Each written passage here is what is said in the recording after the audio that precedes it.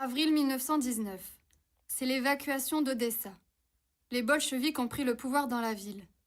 Les marins français sont impuissants à contrer les classes parasites, les aristocrates et les bourgeois russes, qui soutiennent le tsar, prennent d'assaut les bateaux français pour fuir.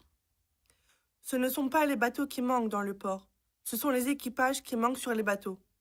Belle revanche des matelots russes sur leurs armateurs. Donc, l'élite épouvantée a dû choisir entre deux partis.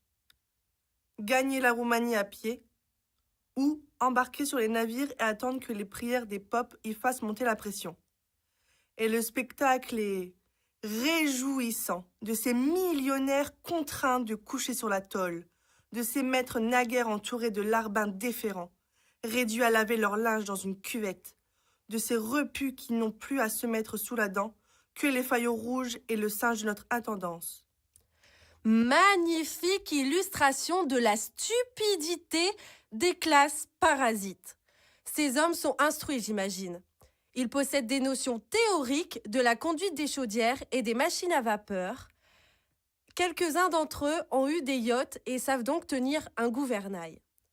Or, ils ne bougent pas. Et ils seront donc fusillés si les bolcheviks s'emparent des bateaux.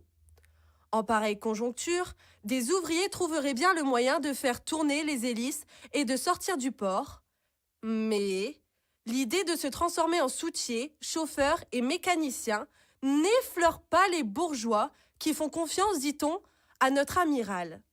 Il sauvera ses copains de la haute société. Si l'amiral déçoit leur espoir, les bourgeois auront la ressource de partir dans les canaux à l'aviron pour aller crever en pleine mer. C'est ainsi qu'ils se débrouillent, les exploiteurs, quand les exploités les laissent tomber.